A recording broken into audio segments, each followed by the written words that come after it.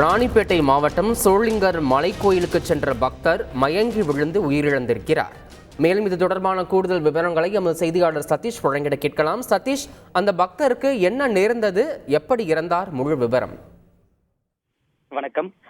ராணிப்பேட்டை மாவட்டம் சோளிங்கரில் 108 திவ்ய தலங்களில் ஒன்றான நரசிம்மர் ஆலயம் உள்ளது.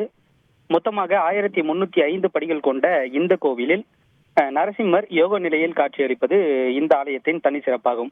இதன் காரணமாக ஆந்திரா, கர்நாடகா உள்ளிட்ட பல்வேறு மாநிலங்களிலிருந்து பக்தர்கள் சாமி தரிசனம் செய்வதற்காக நாள்தோறும் வந்து செல்வது வழக்கம். இந்த நிலையில் கடந்த 2 மாதங்களுக்கு முன்பாக மலை மீது ஏறுவதற்காக ரோப்கார் சேவையானது தொடங்கி வைக்கப்பட்டது.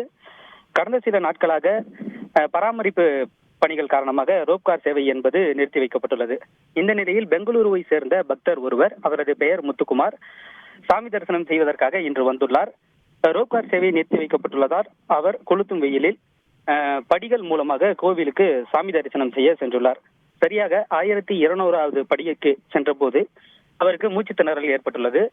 அங்கேயே மயங்கி விழுந்துள்ளார். இதனைத் தொடர்ந்து அவர் டோலி மூலமாக மீட்கப்பட்டு சிகிச்சை அளிப்பதற்காக அருகில் உள்ள சோளிங்கர் அரசு மருத்துவமனைக்கு அழைத்து செல்லப்பட்டார். அங்கு அவரை சோதித்த மருத்துவர்கள் அவர் ஏற்கனவே உயிரிழந்து விட்டதாக தெரிவித்துள்ளனர். இந்த சம்பவம் தொடர்பாக சோளிங்கர் போலீசார் வழக்கு பதிவு செய்து விசாரணை மேற்கொண்டு வருகின்றனர். இந்த சம்பவம் அந்த பகுதியில் ஒரு பரபரப்பை ஏற்படுத்தியுள்ளது. விவரங்களுக்கு நன்றி சதீஷ்.